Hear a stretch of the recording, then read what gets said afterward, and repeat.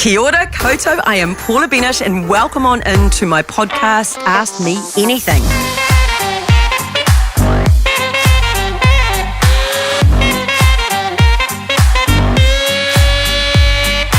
With Te Wiki or Te Reo Māori or Māori Language Week getting underway, I really wanted to invite someone to give us advice around using Te Reo Māori and how to approach Māori customs. I feel like as a country we have come some way in embracing all things Māori, but I know there will be those of you out there a little nervous, maybe scared of mispronouncing a word or getting protocol wrong. I'm one of them. So I have brought in someone to help. Oriini Kaipara is an award-winning journalist and Newshub presenter. She's been in the broadcast industry for around 2 decades now.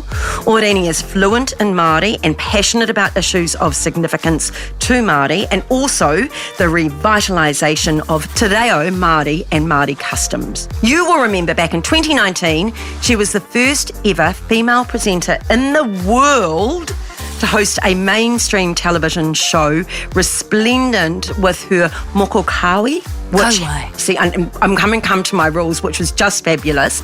Morena. Morena, Paula. Morena, everyone listening. So I want to do this really nice and early because, you know, I've got 2 rules for this.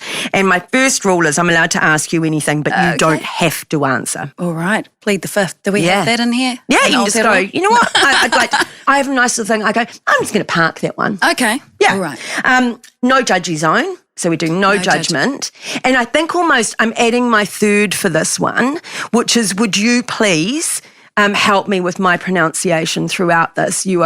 Please do. I'm asking you to interrupt. Let's do it again because I am a little nervous and sometimes it's worse when you're nervous, right? I get it. And of course, because you asked so nicely, Paula, of course I'll help you out. And it's the same, you know, for me. It's not an easy thing for me to just, I'm very mindful of the way I come across too, or just in general, trying to fix someone or help someone. It's not fixing, it's just helping someone by correcting them, by saying, well, actually it's like egg, when we say egg, you know, can I have an egg today? That's the way we pronounce the vowel e. So re o or he aha tēnā. You know, it's e. So there are definitely two types of people. I'm sort of leaping ahead here, but there's 2 types of people I do think as well, those that can really hear language easily. And, you know, I've got a girlfriend and she speaks 4 different languages, right? Yeah. And she interprets between them. And then I think there's others like me that it is hard for that to connect in my brain. Yeah. I'm with you on that. I've got 2 languages and I've been trying to learn Spanish through Spanish apps for about 10 years and I just can't get it and I don't know why. I'm really, really trying. But yeah, I mean, it's for some and not for many, but you know, I'm hoping that we can kind of tackle some of these burning questions that you have for me. And we do need to, but I'm supposed to start with my easing in, which I haven't done this time, but let's do some icebreaker. Favourite book as a child or now? This is going to be funny, but my favourite, my treasure of all time is the Maori language dictionary that I was given when I was 8 years old. At the time, I thought it was the worst thing anyone could give me, an 8-year-old child. I just wanted a Barbie or, you know, a Ken doll or whatever. But no, my auntie bought me a Maori dictionary. That has remained in my possession up until this day and still is. It's my most prized possession. It's a Williams dictionary in Te Reo Māori. Do you have a party trick? Do I have a party trick? Do you have a go-to party trick? Oh, I'm the boring party person in the party. Well, not really. I'm the life of the party. My trick really is to play a guitar. I can't play the guitar, but I'll sing you any song in Te Reo Māori, that's for sure. Okay. Is that a trick? I was going to say, when you're on marae, there's often the get-togethers and there's the food and the socialising and there's the spoons. You know, I've never been talented at playing the spoons. All right, then, so what's your go-to song? Oh, that's a tough question. What's my go-to song? Probably Brannigan Carr. Do you know him? Brannigan Carr is old school favourite. Still alive, but one of his most memorable anthems in Te Ao Māori is a song called I Ngā Rā o Mua. Ah. Yeah. Well, there you go. It's a love song. And are you single or are you hitched? Or? No, I'm hitched, mate. No. Well, who asked who out? It was a setup. Was it? Yeah. It was actually last year. So I've been with my partner coming up to a year now, and we were set up on a date by my cousin who I hadn't seen for about 5 years. And when Auckland finally came out of not the full lockdown, the 120-something day lockdown that we were thrust into. Yes, well, we were allowed to meet people on our front yards. We didn't meet in the front yard, my cousin and I. We went for a walk around Oriini Basin, and she told me about her partner's mates that,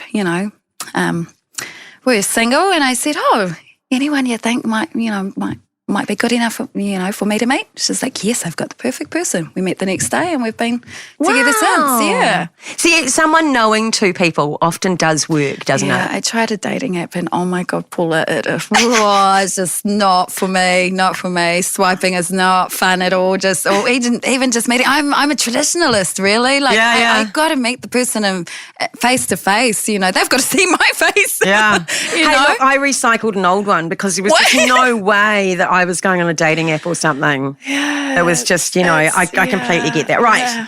Okay, Oriini, let's get to know you a little bit better. But let's start with me getting my pronunciation right, which is and those listening, moko.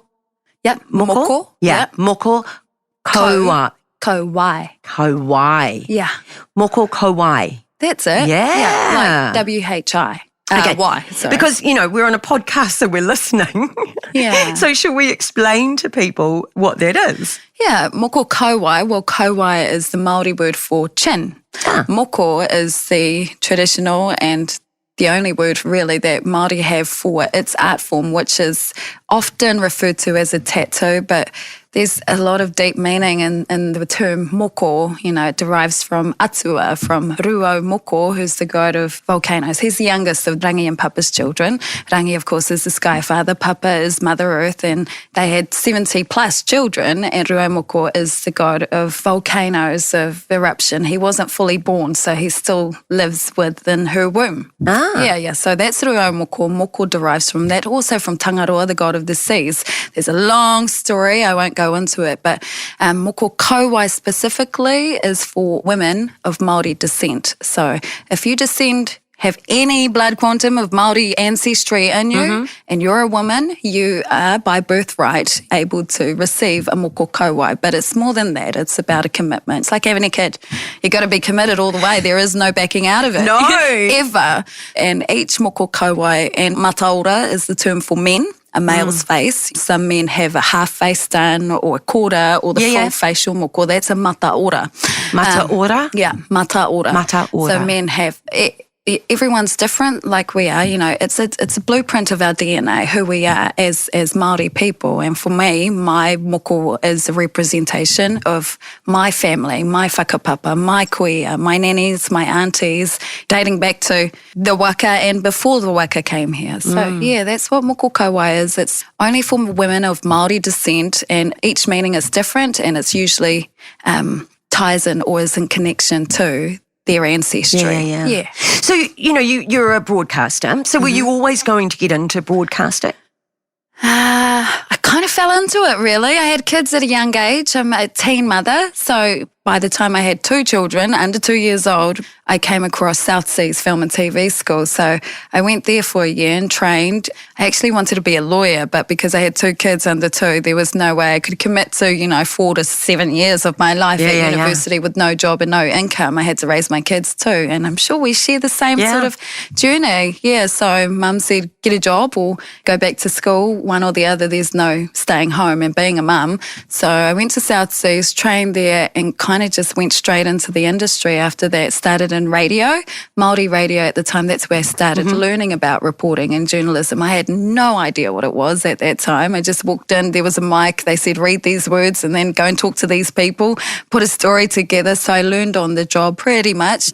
A national Māori news radio station based here in Auckland, and then went on to do documentary directing at TVNZ. With a Māori perspective? Everything's been Māori. My language has been my passport really into this industry. So it started off Māori radio news reading, and then it went into wakahuia, which is 100% Māori language, documentaries, archiving Māori stories, and then Māori TV came about, and then they knocked on my door and said, do you want to come over and read some news? And I say, okay, all right, I'll give that a go. And the rest is history pretty much. So you took a DNA test. I did. Yeah, how long ago was that? a little while ago. I think that was a very long time ago. And it came out 100% Māori, yeah? Yeah, 98%. Wow. 98, well, the guy said that it's pretty much 100%. They discounted the other 2% as noise, but I'm latching on to the 2%, Paula, because 1% is Turkish and 1% is Viking. So I was really? no, I'm going to take it. That's Māori blood. That is I know, right? Really? I was actually not disappointed, but I was it had to be above 85%. Yeah. Otherwise, I was going to go back to my mum and have some very serious, stern questions waiting for her. Don't you get sick of those ones that are a bit racist and they go, well, there's no true Māoris in New Zealand anyway, and and all of that rubbish? I just think, well, you're living in a bubble if you believe something like that, because it wasn't so long ago. My grandmother's generation, they were all 100% Māori. I've got mates whose parents are legally 100, and I mean legally because they had to be stamped on your birth certificate when you were born that you were full-blooded Māori, and that blows my mind that was actually a thing once upon a time in our history, Yeah. And there were blood quantums, I didn't learn that until I took that test, and I was like, what do you mean I'm a 1/8 or there's such a thing as a 1/8, 1/5, one whatever? I just know you're Māori. I always loved you're 100% of everything. So I'm not, I suppose if I did my DNA testing, it wouldn't show that, right? Yeah. But I always remember that my grandmother used to say to me, you can be 100% of everything. You don't need to quantify it or put a quantum in. You can go, I'm 100% Pākehā, I'm 100% Māori, I'm 100%, I'm 100% of all that I am. All of it, you have a right to be proud of every bit of blood inside you, running through your veins, and those, the blood of your parents, because we don't share the same DNA. That was something that came to light. It was like, so me and my sisters are different? Yeah, that's, there you go. But we're still the same. Hey, so let's go to 2019, and you were, it was the first time that we'd seen in mainstream media a woman presenting with the moko, and the sort of reaction. And did you think about it before you did it, or was it just you got the opportunity and you went for it? The funny thing is I had been presenting te karere for quite some time with my moko kauai throughout that year, and it wasn't until I stepped over, and it's on the same channel, that's what I'm getting at. It's like te karere is on TV1. It's not on a different channel. It is on the mainstream channel. It's a Māori language program that's been there for 40 years now. But the fact that I started reading in English on the English program, which broadcasts at midday. So midday was my kind of stepping stone into broadcasting in English language, that people took notice and took offence to it. There wasn't as much offence or people who took offence to it as there were a lot of people who were supportive, especially Māori, especially non-Māori, or people of all creeds were saying, yay, finally, this is happening. Yeah. Then I just think, well, actually, it's been happening for a while, not just me, but I've got a couple of mates who just resigned from the press gallery down in Wellington, Rukuwai Tipene Allen and Whati Te Wiki, a male full mataora who's been championing and pioneering Māori stories on Māori television. We're out there, but no one's seeing us, and that kind of blows my mind. Is it because do you think people more take, those few that have taken offence is because it's so visual? I think so. One of my colleagues mentioned to me when I first started kind of realising there was a lot of angry mail coming into our inbox at work, and I said, I'm not upset about it. I get everyone has an opinion and they have a right to their own thoughts. They don't have a right to project it onto us, that's for sure. But she was saying, I think it's confronting, especially because we're in their homes, We're on the television set in their homes. And when I think about that, I'm like, okay, I'm an uninvited person into their homes where they should have control. Well, everyone has control over who's allowed in their homes, and they don't want me in their houses. And that's how I see it. And, I'm not going to get offended by that. I respect that. But at the end of the day, I'm not going anywhere. No. And I even noticed with my little game show, Give Us a Clue, and I would have people writing in and saying, you're using too much today. I don't know what you're saying. I'm switching off. Yeah, how do you deal with that? Well, I just think you're a dick. Do whatever you like. But then that's not me being presenting daily. And as you've indicated, it's not just you actually doing some kind of facial design. This is your heart. This is your spirit. This is your pokapapa. This is your people, right? Yeah. And you're wearing it, and it means so much. Whereas mine was just like whatever. I feel like there's a different level of and a personal, if you like. Yeah. Yeah, I can't allow for it to become personal. No. Yeah, that's all. Good. So I get that. Really. No, I get don't that. struggle to, see it that way. I just refuse to. Yeah. I'm not going to let it get, Well, you do you. Yeah, that's it. You that's do it. you. Like, I'll do me. Yeah. We're okay. We're okay. Yeah. Well, I hope we're okay. And if we're not, work on your own problems. Yeah. You work on you. You work on you. Yeah. And I'll just be me. Yeah. Good on you. Well, so what advice would you give young rangatahi that are kind of struggling with who they are or feel like there's a degree of racism out there or that they're not being given equal opportunity or, or facing abuse? Yeah.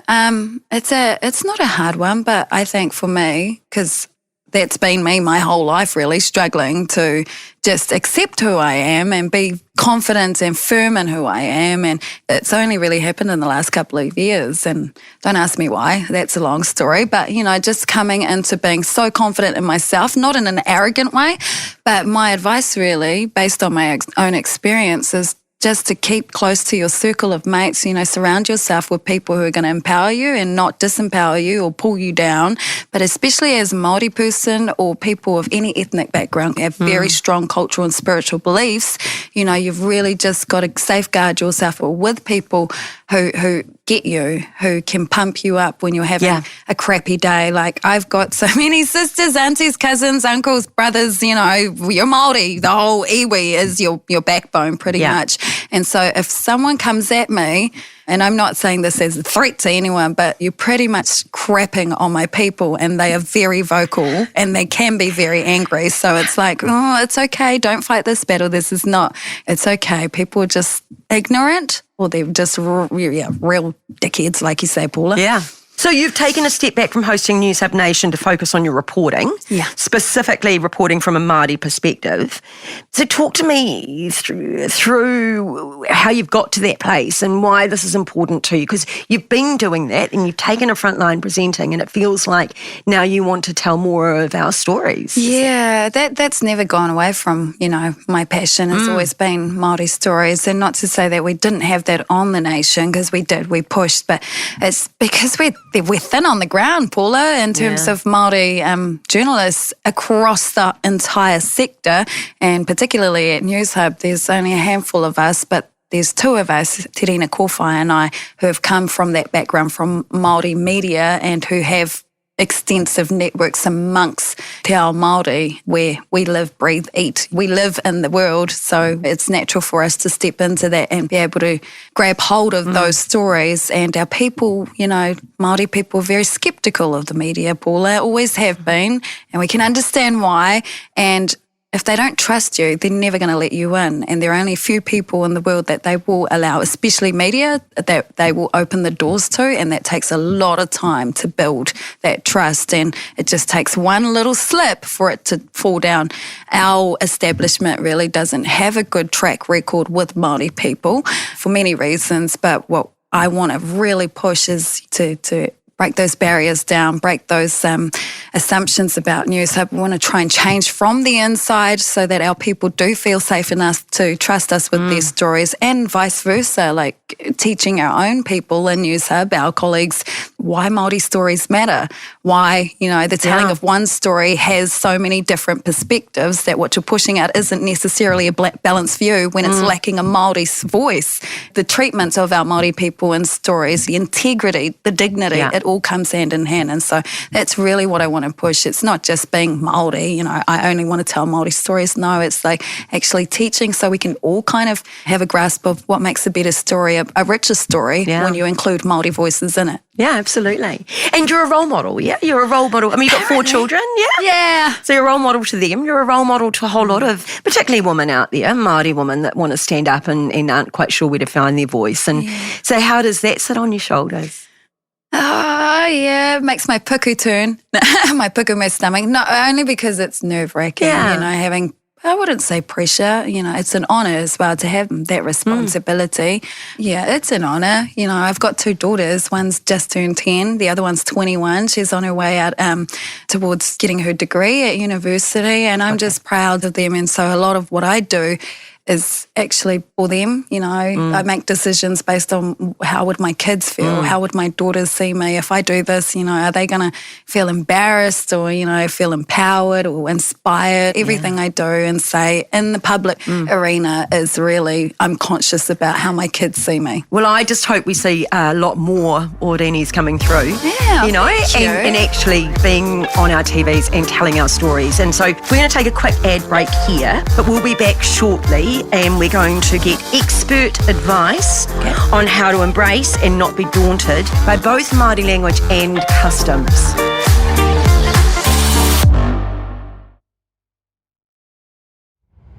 We are back with Oriini Kaipara for our special Te Wiki or Te Reo Māori episode of Ask Me Anything. I know that was so much better than my first one. Yes. I know. So we're into the advice segment, and this was really important to me, right? Because I'm Māori. I didn't grow up in the language. I didn't grow up in marae. In fact, in that sort of 1950s, 1960s, when I wasn't born then, but my father and my brothers, my grandmother was actually really staunch. And there was kind of that auntie, and she would say, we do not speak the language, you've got to get on, it's a white man's world. I remember her saying that. Yeah. And so to be successful, you've got to step into that. At school, I went to Taupo and Noiatia College, and you want staunch iwi man. Tu whare toa. Yeah, that's me. Yeah. And they used to call me Mallow Puff because when I was brown on the outside and white on the inside. I know. Yeah. My point is that I've obviously become more comfortable. I think we as a country have begun to see that development in the last even 10 years and even in the last 5, really, and it's exciting. But there are still a whole lot of people out there that are scared that they're going to mispronunciate, so they don't use the language the same. So let's talk a bit about that, and then I would really like to get to those people that want to go and visit marae on Waitangi Day or, for something. And again, I get them asking me a lot. So let's talk about the language. You must be seeing it, that there is a renaissance, that more people are using it. It's in our broadcasting more. For sure, absolutely. And, that gives me life. Just seeing our kids running around being their authentic selves through the reo, and their parents going to the mall and there's the kids just like, it's just like, yay, because I have the same feeling when I look at Asian friends, our Chinese friends, Japanese, and they're just totally immersed in their own language. And that's the dream I have. That's the dream a lot of us, fluent speakers have, is that just one day it's normal like that. It looks normal. There's not going to be abuse hurled at those people for speaking their language. So definitely across all the sectors I'm seeing it and hearing it. Let me ask you some fairly quick-fire questions then. So is it offensive if I was to ask someone how to pronunciate their name? Absolutely not. No, that's respectful. I believe that's respectful. That's coming from a place of respect, and I can feel it straight away. Like, how would I say? I want to get it right. Yeah. As opposed to not asking, butchering it, and then just pretending that didn't happen. Yeah. Yeah, that's awkward. You do butcher it, because, we started at the beginning, right? And I knew I hadn't warmed up properly, and I was kind of like, overthinking it and everything else. But then I said, please correct me, because I don't mind at all. But that's a big question. Should you correct? Should you ask advice? Should you, how do you help someone that is struggling? I appreciate when I'm having a conversation with someone who's starting on their reo journey or who's very, very new to it, and they say, I'm brand new to this, I'm going to try, and then they'll just go into it, and I'm just sitting there waiting to catch them go, actually, that was pretty good. Yeah. The only couple of places that I would say is the and the E. It's always in the vowels. The vowels are so tricky. If you get the vowels, that's it. You've got the Māori language. That's the truth, and I'm not even lying about it. If you can master the A, E, I, O, U, it's all in the face too, facial. I said once on Mike Stocko, which is coming up, sorry, I'm going to put in a plug for Mike Stocko, but I said, look, the language, the best way to explain it is if you feel it on your face, you're going to do it properly. So A, E, I, O, U. Takes a while. That's the practice, warm up every time before you start speaking Māori. But and then like something like Te Reo Māori, Te Reo Māori. R is another one. Sorry, that's a tricky. Okay. Get that in there and do that. Hey, so, and we see more corporate and commercial companies. We saw it with Whitakers, celebrating the language. And How did you feel about that? Hey, it's chocolate. You do you. Yeah. I'm just, I don't know, I'm You're even gonna more stop like eating that than I've ever chocolate been. because it's written in another language? Like, really? It's the same chocolate. Honestly, until I saw it kind of blow up a bit, it just never even occurred to me to have an opinion on it in one way or the other. That's how Like, we're you do talking you, like, good on you. Yeah. Yeah. So long as it tastes good, then I'll buy it. It Yeah. shouldn't have to be about the language, but it's suddenly become about the language with the chocolate bar. You know who can be the most critical? Is your Pākehā friends that have learned a bit. Oh, really? Yeah. Really? Yeah, I reckon. Paula. Māori are kind of like, well, you're giving it a go. I was going to say. Wasn't your Maori. best work, Yeah. you know. Yeah. So Well, we're let's- straight up. Hey, we're Yeah. not mean about it. We, No. opinion or judgy. It's just like, oh, yeah. Keep going. I remember when I was many years ago now, which would be about 18 years ago, when I first was standing for Parliament. I was, on stage at my first political meetings, and there was a candidate from the Māori Party, as it was then. And I can just remember me trying, and I just looked in the corner of my eye, just sort of winced a bit. Like, it was so polite. But there's just that, it's sort of like that wincing. Like nails on the blackboard. Yeah, and I thought, I'm going to keep working on that, Oh, good on you, though. But good the on fact- him as well. Like, it actually wasn't offensive, right? And I thought, it's good to know I didn't get that right, but okay. Yeah, but good on you that you didn't allow it to freak you out and make you stop and not want to do it. Yeah, so that's your advice. That's So let's give some important. people. So A, keep trying. Yeah, keep trying. We're going to be coming up against a lot of obstacles in life. Let Te Reo not be one of those that makes you just give up straight away. Like, in order to become good at anything, you have to put in the time, the practice and the commitment, and just 20 minutes a day. And you can split that 20 minutes up however you like, if it's in the shower, in the toilet, whatever you're doing, in the kitchen, wherever you are in life, sitting in your car in Auckland traffic at peak hour, just flick it on. Yeah. Sing a song. It doesn't have to be a podcast. Okay, now today's lesson is, or it could be a song. And there are so many songs out there now that you can just flick it on, Ko te wairua, sing along to it. That's Māori language. That's how you can step into it without having to go to a course. My advice is you don't need to stop your whole life and go to a course and totally immerse yourself. That's a whole nother ball game. If you're really committed, I would encourage that for Māori especially. But if, for anyone just to embrace te reo and have a little bit of it, have the fun part of the Māori language, which is learning the nuances, the everyday sayings. They're crack up. They're really funny and they're really good to have in your belt, when someone just says something really annoying and you can just flick them a Māori, like... Nice. Yeah, All right. I like that. Hoi hoi. Let's get to marae and get to a bit of the custom. So particularly on Waitangi Day or at different times, I know many friends actually that would just never go because they would be scared of offending.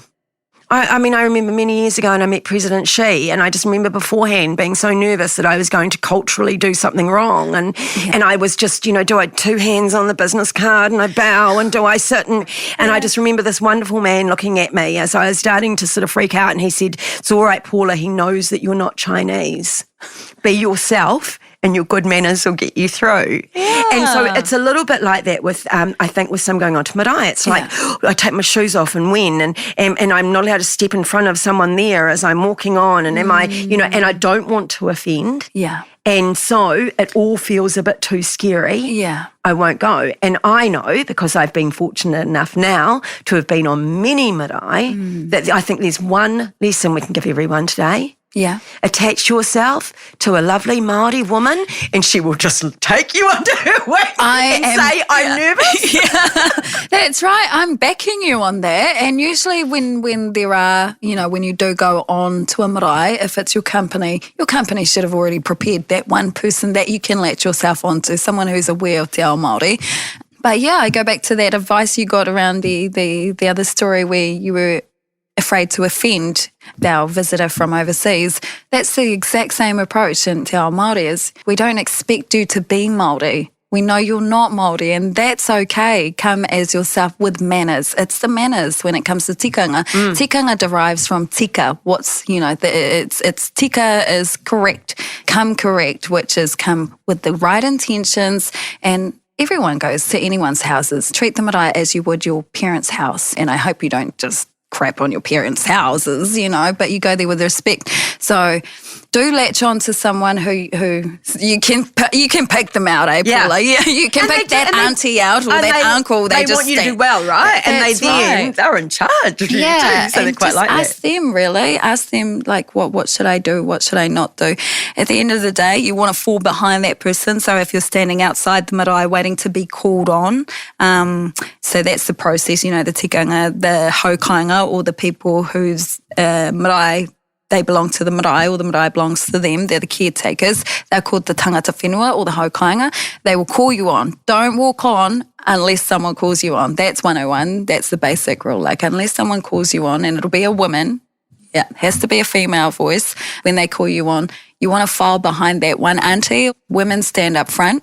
Men stand behind. Yep. That's the rule in Te Ao Māori, that we're not in anyone else's realm. This is Māori world. So women in front, men behind. Find the nanny or the auntie or that confident person who's Māori who's going to reply to the call. There might not be someone who will reply on your side, manuhiri side or the visitor's side, and that's okay. Don't freak out. Don't think that you have to do the karanga. It's not on you to do the karanga. We all go on. Sometimes that's okay. Actually, it is okay not to reply with a call. Sometimes a male might chime over the female and start doing what we call a wairea, which is not a karanga, it's a different blessing. It's a blessing to pave the way. And it's a welcome, eh? It is a welcome. This is the formality of the welcome. And that welcome process is really to go with aroha. Yeah.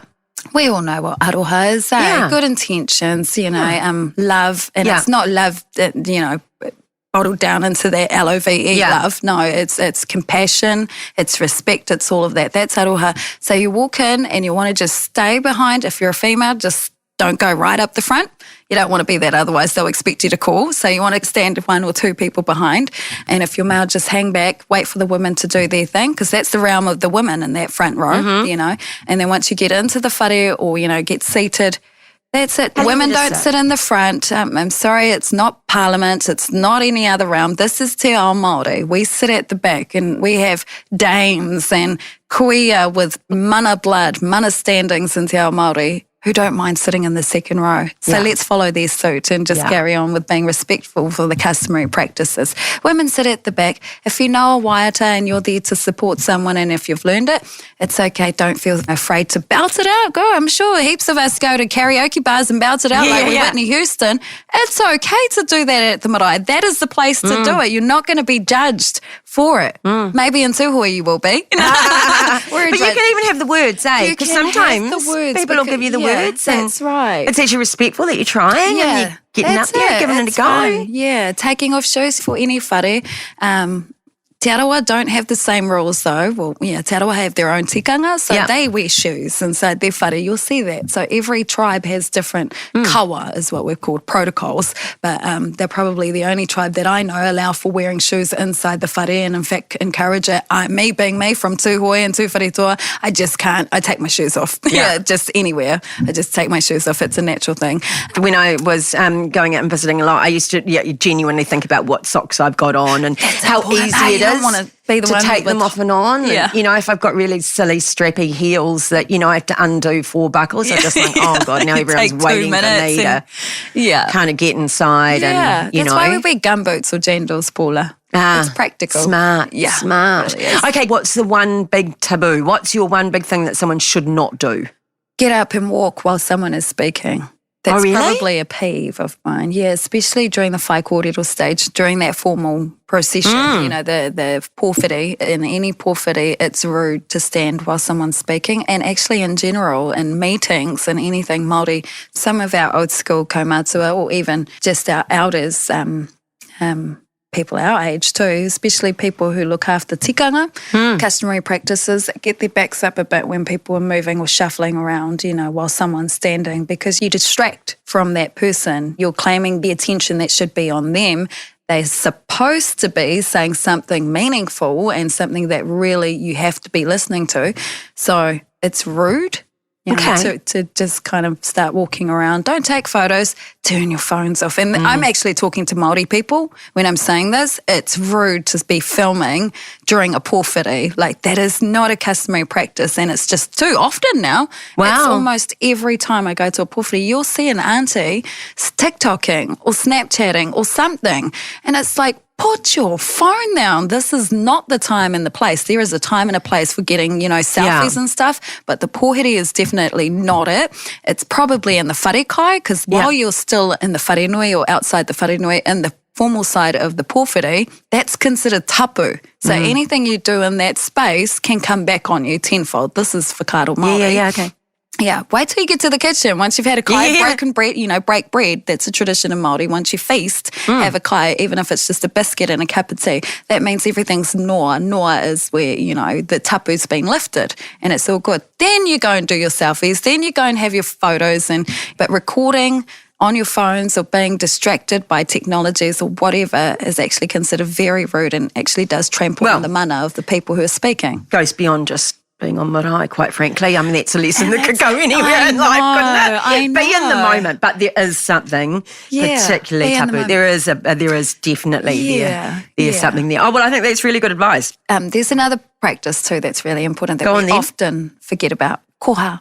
Yeah. Koha. Absolutely. Always take a koha, whether it's, in the form of money. It doesn't have to be money. It can be kai. Yeah. Māori people love kai, and we have a lot of families that we have to feed, including yourselves. So, even if it's a packet of biscuits or something, it's always respectful to go with a koha. Never show up empty-handed. That's something my nan always used to drum into us. And, she wasn't a wealthy woman at all. We managed to survive with what we had at the time. Yeah, but she'd always do it, bake a bread or something and go on with her bread and hand it over to the kitchen staff before coming onto the marae. And that was our koha. Yeah. Lovely. Okay, we've got that, and I think it's important. So I have asked you a lot. Is there anything that you would like to ask me? Because we've got this segment now. I've been mulling over this. I even asked my partner, what should I ask Paula Bennett? I've only got one shot. And I think I've come, because we are speaking about Te Reo and tikanga. I want to know, what's your commitment to Te Reo Māori? Yeah. Beyond Māori Language Week. Yeah. I've been improving. I have weeks when I think I really put the effort in and I feel good. And then I kind of slip back. My daughter is, of course, 100 times better than me and has a genuine commitment, which is really exciting. I see that as a commitment as well, is that you allowed for your daughter to do it. You know, our children is part of our commitment. While we might not be able to get our tongues and our minds across Te Reo Māori and tikanga Māori, our kids are certainly picking it up and they're running with it. I love that we use it even in and then we use it in the names of our towns and cities, which we didn't. And I like the mainstream aspect of some of the language coming through. And as you say, it's almost automatic that some words now you would use whānau instead of family. Yeah. Like that. And I like that that's become part of it. And I think I've done better by the next generations than I probably did for myself. Awesome, Paula. Okay, we are almost done, but our last segment is Zip It Sweetie. And it's our chance to vent on something or someone who has completely killed our buzz this week. Does Zip It Sweetie translate into Māori? Zip It Sweetie? Oh, yes. Tuia ngā ngutu. Oh, there you go. Yeah. Tuia is to stitch your lips. Ooh. That's something your nan and my nans would probably say, at the kitchen bench at the marae. Zip it. Hey. Well, I mean, mine's pretty obvious, but it is the people that are out there passing judgment on everybody else. Quite frankly, I think you live a small world. You should stay in it and you should just zip it, sweetie, particularly on Māori Language Week. Yep. Yeah. Right. What would you like to say zip it, sweetie, to? Oh, to those people who think that, who find te reo offensive, let alone a moko kauai, a newsreader reading with a moko kauai, reading the English news in English with a bit of Māori sprinkled on it. But when it comes to hate against te reo Māori, look, zip it, sweetie. Yeah. It's te reo Māori. You're in the wrong country if you think te reo doesn't belong here, because it's the only country in the world that it does belong to. And in actual fact, it's been a dying language for such a long time. But I tell you what, right now, it is not going to die, not under my watch, not under your watch. And if it dies under my kids' watch, well, that's their problem, but not under our watch. And yeah.